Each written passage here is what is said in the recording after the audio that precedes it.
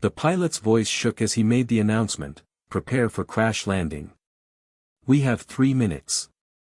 173 passengers began saying their final goodbyes. Mothers held children. People typed last messages to loved ones. Everyone had accepted death. But the quiet woman in seat 14C had not given up yet. She stood up and walked to the cockpit. "I'm a pilot," she said calmly. "Give me the controls." Nobody knew that the simple farmer in old boots and dirty jeans had once flown military planes into war zones. Nobody knew she was about to do the impossible.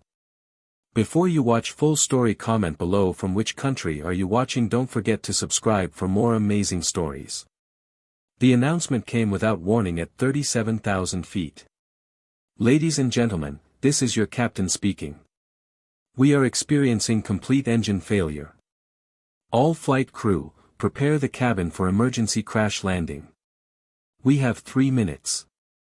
The voice tried to sound calm, but everyone on Flight 847 heard the fear underneath. For exactly 2 seconds, there was complete silence. Then reality hit like a hammer. A child's confused voice, "Mommy, what's happening?" A woman's scream, sharp and terrified. A man shouting, "We're going to die. Oh God, we're all going to die." The sound of 200 bodies shifting in seats that suddenly felt like coffins. In seat 14C, next to the window, sat Sarah Mitchell. She was 58 years old with short gray hair and a face marked by years of sun and wind. She wore simple blue jeans with dirt stains on the knees, a faded plaid shirt, and old brown farming boots. Her carry-on bag was patched with duct tape. Inside were practical things, a change of clothes, a book about soil, and seeds from an agriculture conference. To everyone around her, Sarah was invisible. Just another middle-aged woman. Just another farmer going home. Nobody looked at her twice. Sarah sat perfectly still while chaos erupted everywhere. Her hands were folded in her lap with the same patient stillness she had learned from 22 years of farming, waiting for crops to grow, for storms to pass, for seasons to turn. Her eyes were closed. Her breathing was slow and steady. While others panicked, she was thinking. Calculating. Remembering. 22 years, she thought. 22 years since I last sat in a cockpit. 22 years since I was Captain Sarah Mitchell, United States Air Force. The flight attendant moved down the aisle, her professional smile replaced by barely controlled terror. "Ma'am, remove your glasses and any sharp objects," she said to Sarah, her voice shaking. "Put your head between your knees when I give the signal." Sarah nodded. The flight attendant's hand briefly touched her shoulder, a small gesture of human connection before the end, and moved on. Around Sarah, the cabin had become a theater of final moments. The man in seat 14B was typing frantically on his phone, tears streaming down his face. His fingers shook so badly he kept hitting wrong keys. Sarah could see his message, "I love you all so much. I'm so sorry. Please remember." He was trying to say goodbye to his family in a text message. Across the aisle, an elderly grandmother held 2 small children against her chest, whispering prayers or lullabies. The children were crying, not understanding but feeling the terror around them. 3 rows up, a young couple held hands so tightly their knuckles had turned white. They stared into each other's eyes, trying to memorize every detail in their final moments. Behind Sarah, a woman vomited into a bag, her body shaking with sobs. A teenage boy sat frozen, his face pale as paper, unable to move or speak. An old man clutched a photograph against his chest, his lips moving in silent prayer. This was what the end looked like. Humanity facing death, messy, terrified, desperate. Sarah opened her eyes and looked out the window. What she saw made her jaw tighten. The left engine was completely dead. Black smoke poured from near the engine mount. The wing shook violently. The flaps were stuck at an awkward angle, making controlled flight nearly impossible. Through the gap between seats, she could see the pilots frantically working controls, their movements getting more desperate by the second. Sarah knew what they were dealing with. She had been there before. That special terror when you realize the machine is dying and taking you with it. But she also knew something else. There was still a chance. A small chance. A nearly impossible chance. But a chance. Sarah closed her eyes again and remembered. She had been one of the best pilots in the Air Force. One of only 12 women in the elite Special Operations Aviation Unit. She had flown C-130 cargo planes into war zones under enemy fire. She had evacuated wounded soldiers from hot landing zones. She had delivered supplies to remote mountain bases where one wrong move meant death. She had made 7 emergency landings in her career. Once with an engine on fire. Once with damaged landing gear. Once in a sandstorm with zero visibility. Once on a damaged runway under mortar attack. She had saved lives when everyone said they were already dead. But she had also seen friends die. Had attended 12 funerals in 5 years. Had carried the weight of every close call, every near-death moment. After her last mission, a night evacuation that went wrong and killed 2 crew members who were her friends, she had resigned. "I can't do this anymore," she had told her commander. "Every time I fly, I calculate the probability of dying.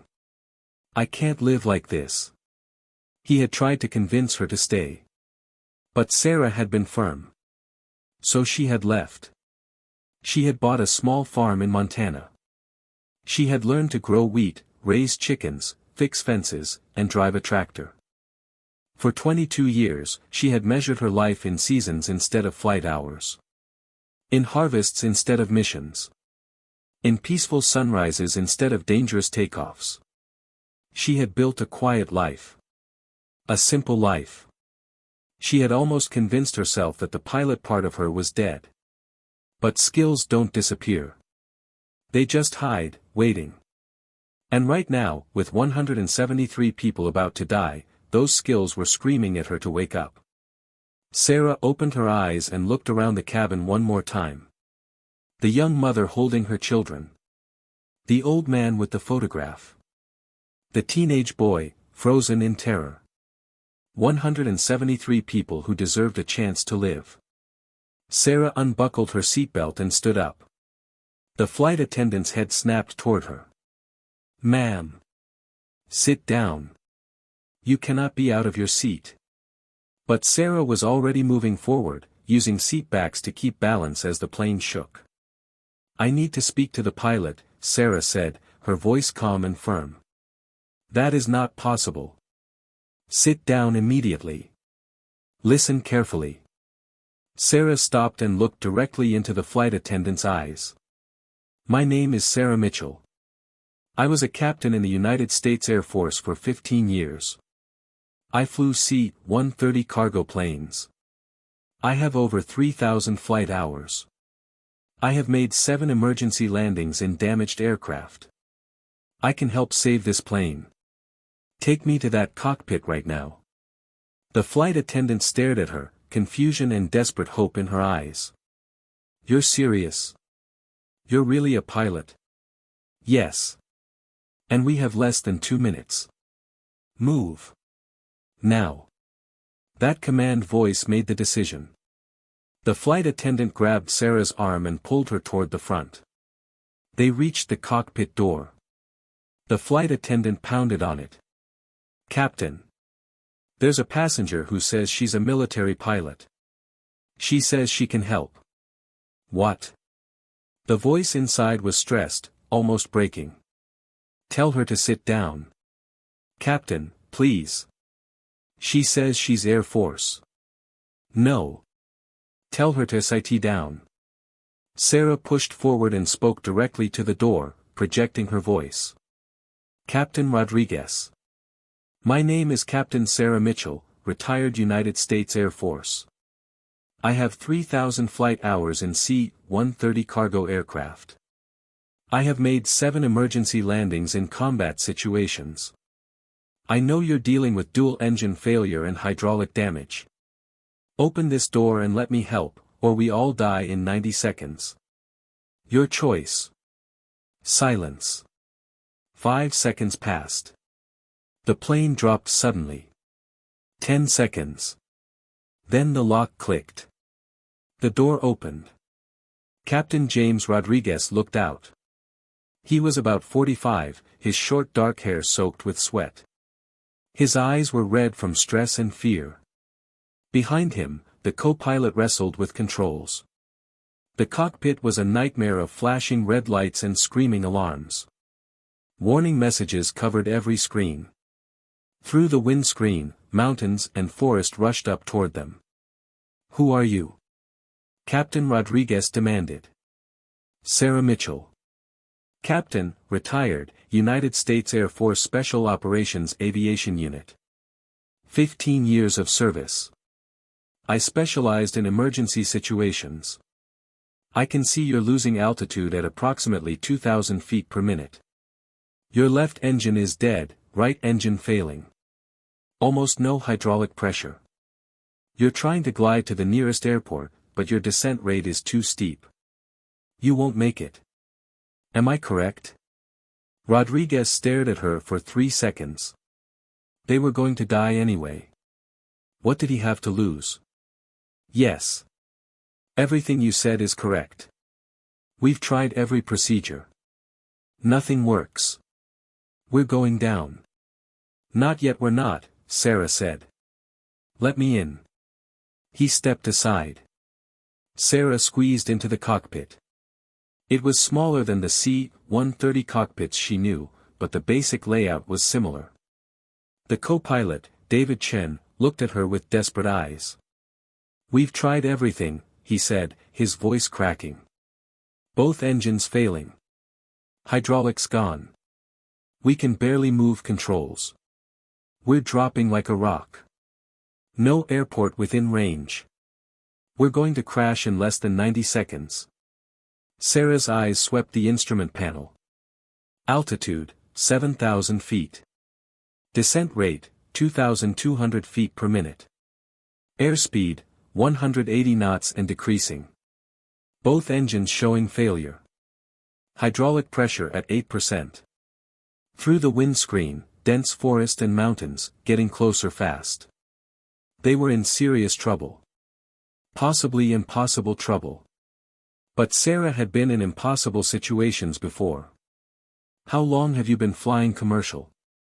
Sarah asked Rodriguez. 12 years. Ever made a dead-stick landing? No engines. Only in simulators. Ever landed on anything other than a runway? No. Never. Good. Then today won't be your first time. Sarah sat in the captain's seat, her hands finding the control yoke. First, stop fighting the plane. You're wasting energy trying to keep it level. The plane wants to bank left because the left engine is dead weight. Let it bank slightly. Work with it, not against it. But if we bank. Trust me. Second, I need you to look for a straight road. Any road. Highway, country road, anything flat and long. How far to the nearest town? David checked navigation. There's a small town called Riverside, about 15 miles northeast. But we're dropping too fast. We won't make it. Yes, we will, Sarah said calmly. She adjusted controls, and the plane stopped fighting itself. Suddenly more stable. See? We just reduced descent rate by 300 feet per minute. Now, that town, does it have long straight roads? There's Highway 89. Runs straight through the valley for about 2 miles. Perfect. That's our runway. Give me coordinates. As Sarah's hands moved over controls, muscle memory took over. She was back in Afghanistan. Night mission. Evacuating wounded soldiers under attack. Taking off with mortar rounds exploding around the airstrip. Climbing through darkness with one engine smoking. She was back in Iraq. Sandstorm landing. Zero visibility. Damaged landing gear. Bringing supplies to troops who desperately needed them. She was back in training. Her instructor's voice, when everything goes wrong, when every system fails, when death is certain, that's when you stop thinking and start flying. You feel what the aircraft needs. You understand what it's telling you. Sarah had spent 15 years learning that language. Learning to feel an aircraft through her hands. And now, 22 years later, that knowledge was still there. Waiting. Ready. Heading 285 toward the highway, David said. But we're 20 miles away and losing altitude fast. We won't make it. Yes, we will, Sarah said. We're going to use energy management. Trade altitude for distance carefully. Use every bit of lift these wings can give us. How? Rodriguez asked. Watch and learn, Sarah said. First, reduce drag, Sarah said. Retract flaps completely. But flaps give us lift. David protested. They also create drag, which increases descent rate. At our current speed, we need distance more than lift. Retract them. Now.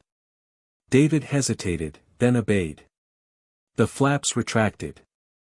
Descent rate increased slightly, but forward speed also increased. Descent rate is 2100 feet per minute, David said nervously. I know. Watch. Sarah adjusted the control yoke. We just traded altitude for forward speed. Now we convert that speed back into altitude. Pull up gently, now level off. The nose came up. Descent rate dropped to 1700 feet per minute. We just extended our glide by almost 2 miles, Sarah said. That's called a zoom climb. Fighter pilots use it constantly. It works on big planes too. She looked at Rodriguez. Captain, I need you on communications. Call Riverside. Tell them to clear Highway 89 immediately. Tell them a commercial aircraft is making an emergency landing on their highway. Make them understand this is real and happening in 4 minutes. Rodriguez grabbed the radio. Mayday, Mayday, Mayday. This is Flight 847. We are a Boeing 737 with total engine failure attempting emergency landing on State Highway 89 near Riverside. We need that highway cleared of all traffic immediately. This is not a drill. Estimated arrival 4 minutes. Request emergency services standing by. A confused voice responded, Flight 847, did you say landing on Highway 89? Confirmed. Clear that road now. Lives are at stake. Altitude 5,000 feet, David called. 15 miles from highway. Descent rate 1700.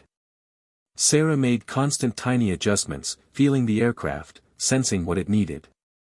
Every small movement was calculated to squeeze every possible foot of distance from their dying glide. Deploy landing gear, Sarah said. What? That'll increase drag. We need it down and locked before landing. If we wait and it doesn't deploy properly because of hydraulic failure, we'll belly land and cartwheel. Deploy it now. Do it. David hit the switch. They heard mechanical sounds, but indicator lights didn't show green. Gear isn't locking. David said, panic in his voice. Try emergency extension. Manual backup. David pulled the manual release. Long seconds passed. Then finally, 3 green lights. Gear down and locked. Good. Descent rate? 2200 feet per minute. We're dropping faster now. I know. It's okay. We traded safety for speed. Worth it. Sarah's voice was still calm. Altitude? 4,000 feet. 12 miles out. Through the windscreen, Sarah could see the valley. The small town in the distance. The thin gray line of highway cutting through farmland. It looked impossibly small. Impossibly far. Sarah's mind did constant calculations. Current altitude, 4,000 feet. Descent rate, 2,200 feet per minute. Time until impact, 1.8 minutes. Distance to highway, 12 miles. Ground speed, 253 miles per hour equals 4.2 miles per minute. Time to reach highway, 2.8 minutes. They were going to come up short. About 1 minute short. About 4 miles short. They were going to crash into forest before reaching the highway. Unless she could extend their glide even more. David, give me maximum available power from the right engine. Everything it has left. But it's overheating. If we push harder, it might explode. If we don't push harder, we crash into trees. Which would you prefer? David pushed the throttle forward. The right engine screamed in protest, making sounds engines should never make. But it gave them thrust. Not much, but some. Descent rate dropped to 2,000 feet per minute. Better, Sarah said. Now we wait. Altitude 3,000 feet. 8 miles out. Sarah could see the highway clearly now. Cars pulling over. People running away. Emergency vehicles gathering at both ends. The highway looked even smaller up close. Maybe 40 feet wide. Trees on both sides. Power lines crossing in several places. This was going to be incredibly tight. Altitude 2,000 feet. 5 miles out. They were committed now. No turning back. No alternate plans. This was their one shot. David, when I tell you, cut all power to the remaining engine. We're going dead stick. Cut the engine. But. Trust me. If we have any power, we might float and overshoot. We need to drop like a rock at the end. We need to hit that road and stop fast. Altitude 1,500 feet. 3 miles out. Sarah's hands were rock steady. Her eyes locked on the highway. She was in the zone now. That special state where time slows down. Where everything becomes crystal clear. Altitude 1,000 feet. 2 miles out. Below the tree line now. Flying through the valley. The highway stretched ahead, but they were still too high, coming in too fast. Cut the engine. Now. David pulled throttle to idle. The dying engine stopped. Suddenly almost quiet except for alarms. They were gliding now. Truly gliding. A 70-ton metal tube falling from the sky with nothing but Sarah's skill keeping them airborne. Altitude 500 feet. 1 mile out. Sarah could see people on the ground. See their faces looking up. See cars abandoned on shoulders. See a semi-truck jackknife trying to get off the road. 300 feet. Half mile. Ground rushing up fast. Too fast. They were going to hit hard. Sarah pulled back slightly on the yoke, raising the nose, bleeding off speed. 200 feet. Quarter mile. Power lines directly ahead. Sarah pushed the nose down, diving under them with maybe 10 feet of clearance. 100 feet. The highway right there. Right in front. Sarah could see cracks in asphalt. See white lane markings. See individual pieces of gravel. 50 feet. She pulled back on the yoke. The nose came up. The tail dropped. The wheels reached for ground. And then they touched. The main landing gear hit asphalt with a sound like an explosion. The plane bounced once, hard, throwing everyone forward. Then slammed back down. Sarah immediately deployed spoilers and stood on brakes with all her weight. But they had almost no brakes.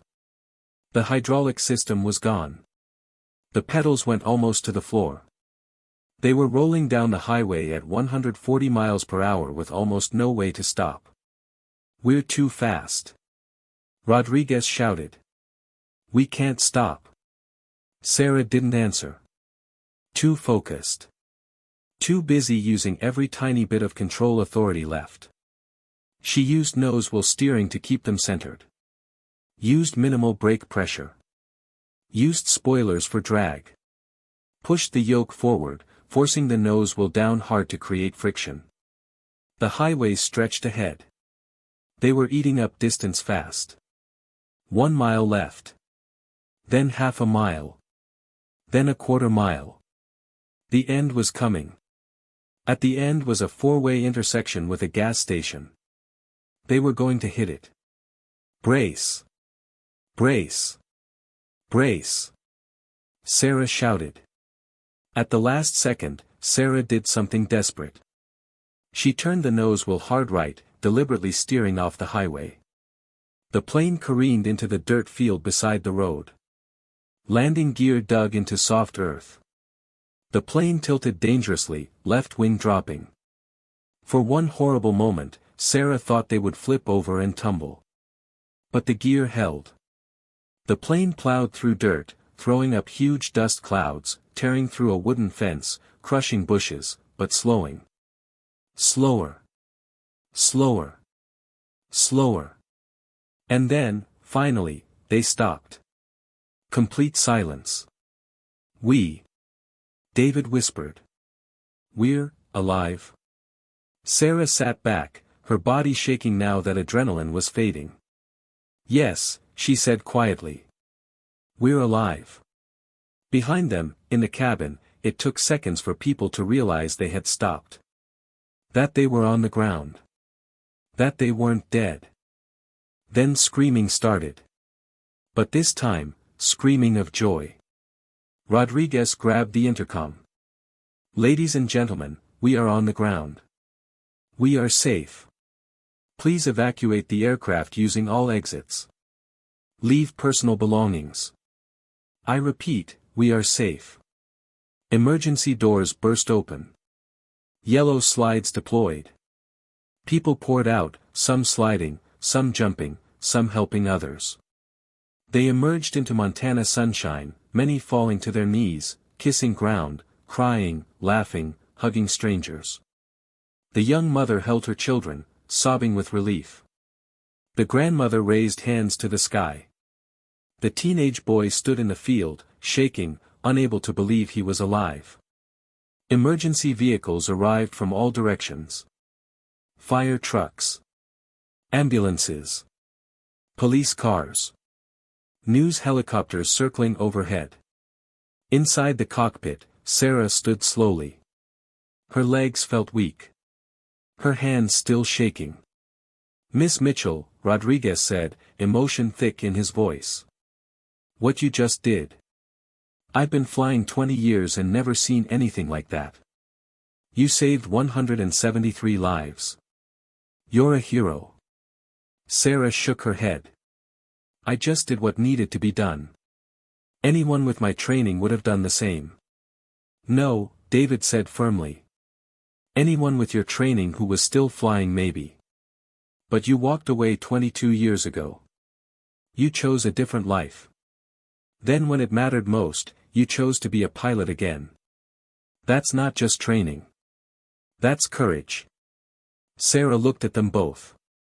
Then simply said, we should evacuate. The plane might still be dangerous. They climbed out and moved through the empty cabin toward the exit. As they walked, Sarah looked at the seats. Each one represented a person alive right now because of her. She reached the exit, climbed onto the wing, slid down the emergency slide. And that's when reality hit her. She had just landed a dying aircraft on a highway. She had saved 173 lives. She had done the impossible. Sarah walked away from the plane and sat down in the grass. She put her head in her hands and started to cry. Not from sadness or fear. But from relief.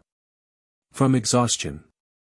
From the overwhelming emotion of having held so many lives in her hands and not dropping them.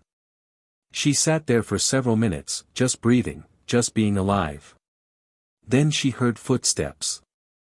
Rodriguez and David sat beside her in the grass. For a while, none of them spoke. Finally, Rodriguez broke the silence. "How did you know it would work?" Sarah wiped her eyes. "I didn't," she said honestly. "I just knew giving up meant certain death. And trying meant maybe we'd live. So we tried." "The zoom climbs, the energy management, where did you learn that?" "Combat. War zones. Places where standard procedures don't work. You learn to improvise. You learn to use physics instead of fighting it." Sarah paused. "The rules and manuals are good for normal situations. But when everything goes wrong, sometimes you have to write new rules."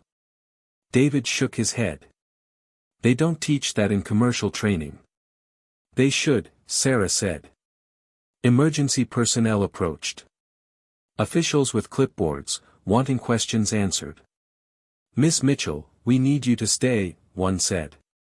"FAA wants to talk. NTSB needs a full report. Media is asking who you are." Sarah stood, brushing dirt from her jeans.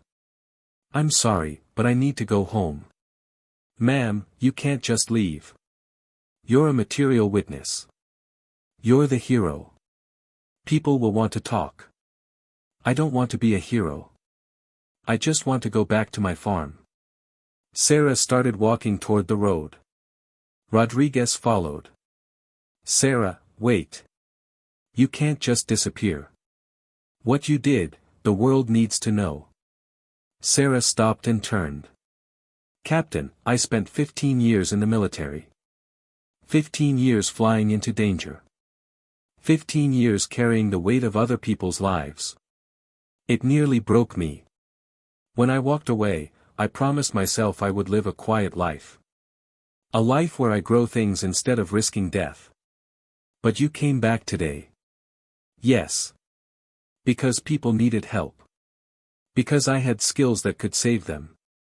But that doesn't mean I want to go back to that life permanently. I did what needed to be done.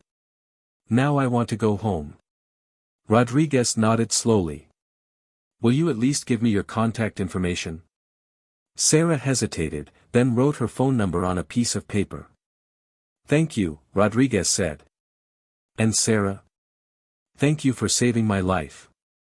For saving all of us." Sarah smiled a small tired smile. "You're welcome, Captain. You did good work too. You trusted me when you had no reason to. That took courage." She turned and walked toward civilian cars. A kind man in a pickup truck rolled down his window. "Ma'am, need a ride?" "Yes, please. Can you take me to Riverside? I need to get to a bus station." "Sure thing. Hop in." Sarah climbed into the truck. As they drove away, she looked back one more time at Flight 847, sitting broken in the field, surrounded by emergency vehicles and survivors.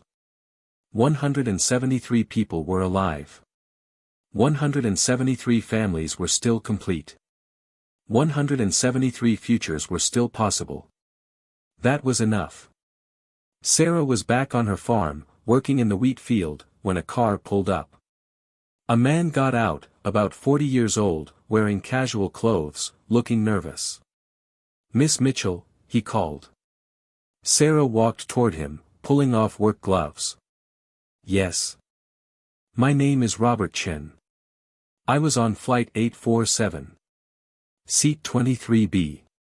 His voice shook. "I've been trying to find you for 3 weeks. I finally tracked you down through Captain Rodriguez. I hope it's okay I came." "It's fine, Mr. Chen." Robert pulled out his phone and showed Sarah a photo. A woman and 3 children, all smiling. "This is my family," he said, tears filling his eyes. "My wife Jennifer. My daughter Emma, 8. My son Michael, 6. My youngest Sophia, 4. He looked up. "I was writing them a goodbye message when you stood up. I was trying to tell them I loved them in a text because I knew I'd never see them again. Sarah felt her throat tighten. But because of you, Robert continued, I did see them again. I got off that plane. I went home. I held them. You gave me back my life. You gave my children back their father. How do I thank you for that? Sarah didn't know what to say.